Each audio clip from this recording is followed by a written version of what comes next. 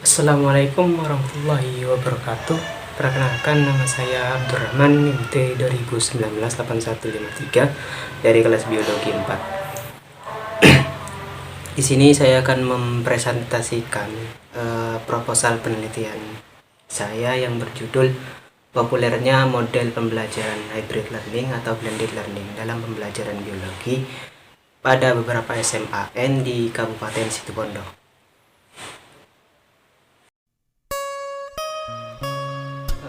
Selanjutnya pada bab pertama atau bab 1, yakni pendahuluan, terdapat beberapa poin pembahasan yang akan saya bahas. Yang pertama, latar belakang; kedua, fokus penelitian; ketiga, tujuan penelitian; keempat, manfaat penelitian; dan terakhir, definisi istilah. Untuk latar belakang dari penelitian saya, yang pertama, pelaksanaan hybrid learning sendiri di Kabupaten Situbondo telah dilaksanakan berdasarkan surat rekomendasi penyelenggaraan pembelajaran konvensional pada masa pandemi COVID-19 di Kabupaten Situbondo nomor 420. Kemudian pada Kabupaten Situbondo terdapat beberapa sekolah menengah atas yang menjadi acuan penerapan pembelajaran SMA negeri di Kabupaten Situbondo. Contohnya di SMA N1 Situbondo, dan SMA N2 Situbondo, dan SMA N Negeri 1 Anji. Kemudian pembelajaran daring ini secara total menurut pemerintah dirasa cukup efektif dalam masa pandemi, di mana untuk mengurangi kerumunan dan juga mengurangi angka penularan COVID-19 sendiri. Dari beberapa penelitian yang dilakukan, disimpulkan bahwa pembelajaran daring akan efektif jika kemasan sangat menarik bagi siswa. Jadi jika siswa tidak tertarik dengan model atau media dan lain-lain yang ada dalam pembelajaran tersebut, maka akan menimbulkan beberapa kejenuhan yang juga nantinya akan menyebabkan penurunan pada hasil belajarnya. Kemudian penurunan level PPKM di beberapa daerah membuat Menteri Pendidikan dan Kebudayaan mengusulkan pembelajaran tatap muka terbatas. Hal ini beliau mengkhawatirkan pada kondisi psikologis yang dimiliki oleh siswa yang telah selama 2 tahun belajar secara daring. Tentunya ada beberapa anak yang tidak suka belajar daring gitu. Nah, untuk penerapan model pembelajaran hybrid learning ini juga telah diterapkan di beberapa kota besar seperti Surabaya, Jakarta, dan Bandung, yang mana kita tahu di kota-kota tersebut telah memiliki beberapa teknologi pendidikan dan sarana prasarana yang telah memadai. Lanjut kepada fokus penelitian. Yang pertama, bagaimana gambaran manfaat yang diperoleh siswa dari populernya model pembelajaran hybrid learning pada pembelajaran biologi terhadap kualitas belajar siswa SMA IPA di Kabupaten Situbondo. Kemudian yang kedua, bagaimana gambaran pengalaman siswa terkait hasil pembelajaran sebelum populernya model hybrid learning dan setelahnya. Kemudian lanjut kepada tujuan penelitiannya. Ini ada 2, secara umum dan secara khusus. Tujuan penelitian secara umum yang pertama, untuk mengeksplorasi pengalaman siswa SMA IPA terkait populernya model pembelajaran hybrid learning pada pembelajaran biologi di sekolahnya. Yang kedua, untuk mengetahui gambaran pengalaman siswa terkait hasil pembelajaran sebelum populernya model hybrid learning dan setelahnya. Yang selanjutnya yakni tujuan khusus. Yang pertama untuk mengeksplorasi pandangan siswa terkait penerapan model pembelajaran hybrid learning. Yang kedua untuk mengeksplorasi pola atau cara belajar siswa saat diterapkannya model pembelajaran hybrid learning.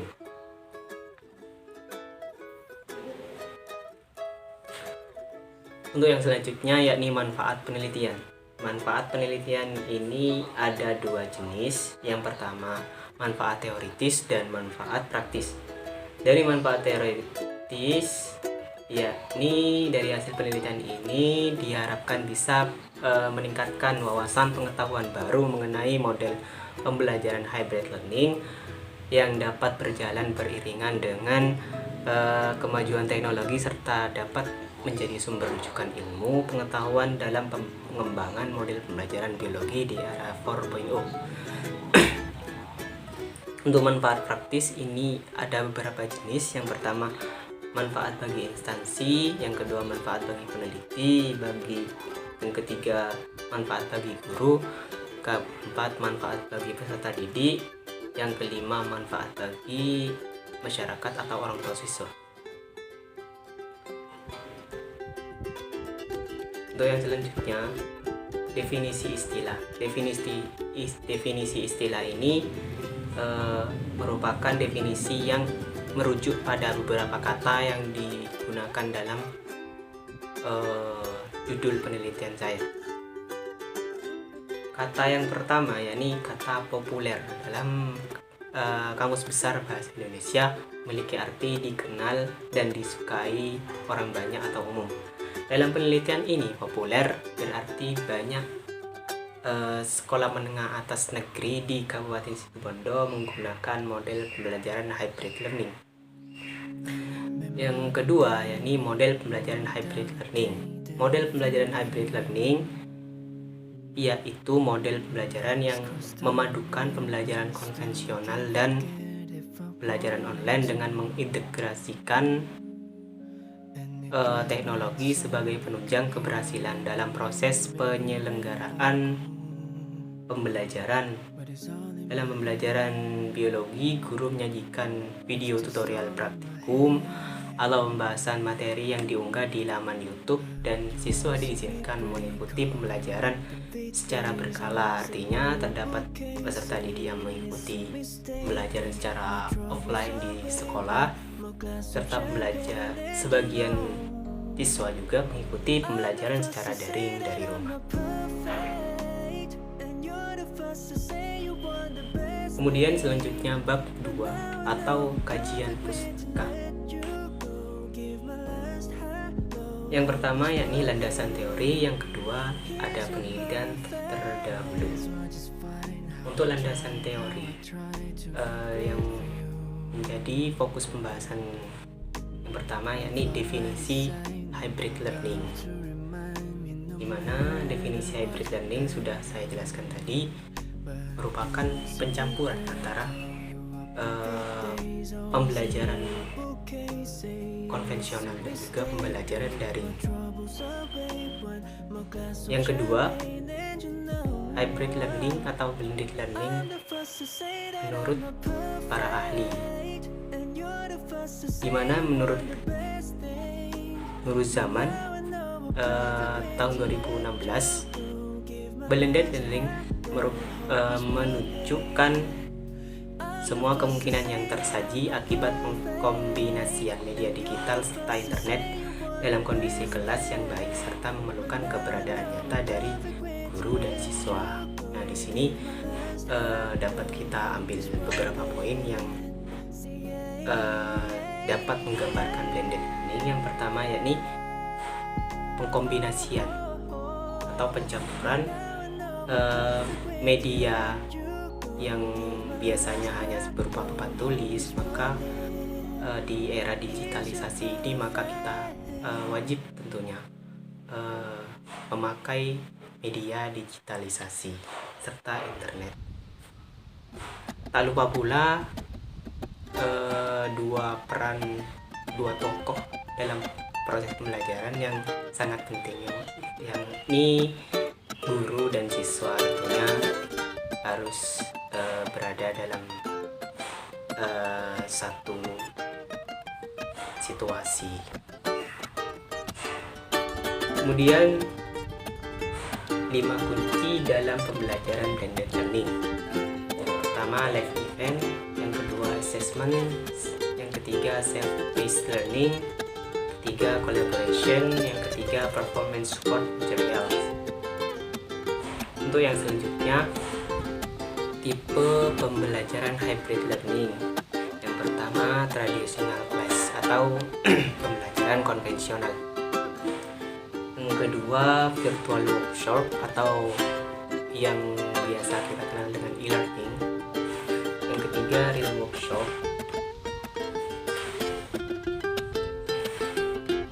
Untuk yang selanjutnya yakni kita bahas tentang sintaks pembelajaran. Sintaks pembelajaran dalam pembelajaran hybrid learning atau blended learning ada 3. Yang pertama of information, yang ketiga question of information atau perolehan informasi, yang ketiga synthesis of knowledge atau pembentukan pengetahuan. Penelitian terdahulu yang dirasa cocok atau dirasa mempunyai fokus yang sama dengan apa yang saya ambil, yang pertama oleh Feni Oktasari tahun 2017, Fakultas Tarbiyah dan Keguruan Universitas Islam Negeri Raden Fatah, Palembang, dengan judul Penerapan Model Pembelajaran Hybrid Learning terhadap hasil belajar siswa pada mata pelajaran PAI di SMA Negeri 4 Prabu Muli. Yang kedua oleh Abdul Hafiz dan Arsyad Bahri 2018, yang diterbitkan oleh Jurnal Biologi Teaching and Learning volume 1 nomor 2 dengan judul Respon Guru dan Siswa SMA terhadap penggunaan Wiper School dalam blended learning pada pembelajaran biologi. Penelitian yang ketiga yakni dari Azizatul Banat dan Mardiani tahun 2020 dengan judul Kemandirian Belajar Mahasiswa Penjas Menggunakan Media Google Classroom melalui Hybrid Learning pada Pembelajaran Profesi Pendidikan di Masa Pandemi COVID-19, yang diterbitkan oleh Jurnal Teknologi Pendidikan volume 13 nomor 2. Yang terakhir dari Hermawan Sulistianto tahun 2021 yang berjudul Potensi Model Hybrid Learning dalam Peningkatan Kemampuan Berpikir Kritis Peserta Didik, yang diterbitkan oleh Oracle Journal Part A Education and Training. Kemudian menuju ke bab 3, kita bahas tentang metode penelitian. Jenis penelitian yang saya ambil merupakan penelitian kualitatif yang menggunakan pendekatan fenomenologi. Kenapa saya memilih pendekatan kualitatif? Juga nanti akan berkaitan dengan jenis data yang akan saya dapatkan. Kemudian tempat penelitian, saya memilih beberapa SMA yang telah menjadi contoh penerapan hybrid learning di Kabupaten Situbondo tentunya. Yang pertama SMAN Negeri 1 Situbondo, yang kedua SMAN Negeri 2 Situbondo, yang ketiga SMAN Negeri 1 Panarukan, dan yang keempat SMAN Negeri 1 Panji. Pelaksanaannya akan dilaksanakan bulan Desember tahun 2021. Untuk subjek penelitiannya, ini siswa SMA dari kelas 10 sampai kelas 12 dalam fokus pembelajaran biologi. Kemudian jenis data ini berupa data kualitatif atau berupa deskripsi yang nantinya. Kemudian teknik dan instrumen penelitian. Teknik pengumpulan data berupa observasi dan wawancara.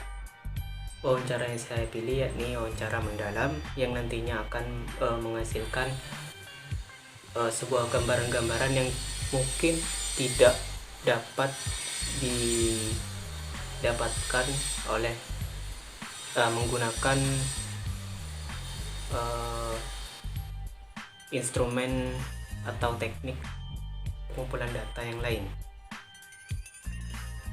Kemudian instrumen penelitian berupa lembar observasi dan lembar wawancara. Kemudian analisis data, saya merujuk pada teori dari Niels Huberman dan Sadalna tahun 2014, di mana pada proses analisa data ini terdapat beberapa langkah. Yang pertama, pengumpulan data atau data collection, kemudian kondensasi data, penyajian data, yang terakhir penarikan kesimpulan. Untuk keabsahan data, saya menggunakan teknik triangulasi, di mana teknik triangulasi ini saya ambil berupa teknik triangulasi teknik dan triangulasi sumber. Triangulasi teknik ini membandingkan data-data dari beberapa teknik pengumpulan data. Kemudian triangulasi sumber membandingkan data-data yang didapatkan dari informan satu dan informan lainnya untuk memperoleh validasi, teman. Nah, ini merupakan model analisis data dari Mills dan Huberman yang tadi. Kemudian langkah penelitian yang saya ambil yang pertama yakni memetakan. Memetakan pada tahap ini merupakan proses pemetaan ditujukan untuk memetakan lokus atau tempat penelitian dan informan yang akan menjadi subjek penelitian. Untuk yang kedua, pengumpulan data dilakukan dengan cara wawancara dan observasi, kemudian membuat field note atau data-data yang tidak relevan dengan topik. Jadi agar hasilnya berupa data yang valid atau sesuai dengan topik penelitian. Untuk yang ketiga, analisis data telah saya jelaskan tadi menggunakan model Mills, Huberman dan Sadalna tahun 2014. Untuk yang keempat yakni penyusunan laporan penelitian yang akan dilakukan setelah saya mendapatkan data-data dan bukti-bukti yang cukup dari hasil penelitian saya. Sekian, terima kasih saya sampaikan atas perhatian teman-teman semua. Kurang lebihnya mohon maaf jika ada kekurangan dan kesalahan. Assalamualaikum warahmatullahi wabarakatuh.